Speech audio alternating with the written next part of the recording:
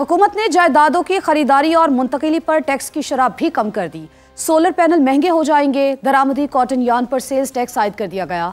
गैर रजिस्टर्ड कारोबार करने वालों की भी खैर नहीं। गैर रजिस्टर्ड बिजनेस करने वालों की कारोबारी जगह को सील और सामान को जब्त कर लिया जाएगा। बैंक अकाउंट्स भी मुंजमद कर दिए जाएंगे। हुकूमत ने पेट्रोल, हाई स्पीड डीजल और फर्नेस ऑयल पर 2.5% लेवी लगा दी है। गोशवारे जमा ना करवाने वाले बड़े मालियाती लेन देन नहीं कर सकेंगे।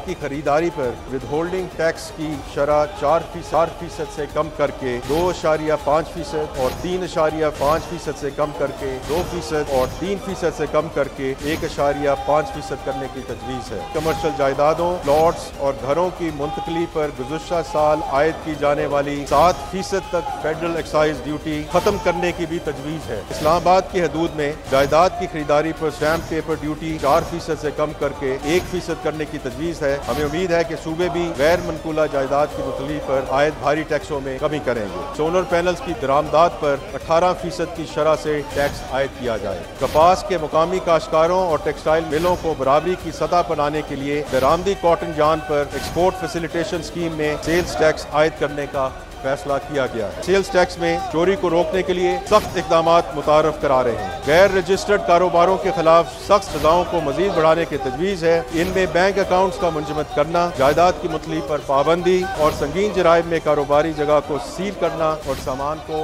जब्त करना शामिल है। माली साल 2025-26 के लिए पेट्रोल, हाई स्पीड डीजल और फर्नेस ऑयल पर 2.5 रुपए फी लीटर की शरह से काबिल लेवी आयद की जाए, जो माली साल 2026-27 में बढ़ाकर 5 रुपए फी कर दी जाएगी। जो लोग अपने गोशवारे और अपनी वेल्थ स्टेटमेंट जमा करवाएंगे, सिर्फ वही बड़े मालियाती लेन देन कर सकेंगे, जिनमें गाड़ियों और गैर मुनकुला जायदाद की खरीदारी, सिक्योरिटीज और म्यूचुअल फंड में सरमायाकारी और बाज बैंक अकाउंट्स खोलने की सहूलत जैसी चीजें शामिल हैं। इन लोगों के लिए जरूरी होगा कि FBR के पोर्टल के जरिए अपनी माली हैसियत और आमदनी, तहाइफ, कर्जे और वरासत जैसी माली ज़रायत के दस्तावेजी सबूत जाहिर करें।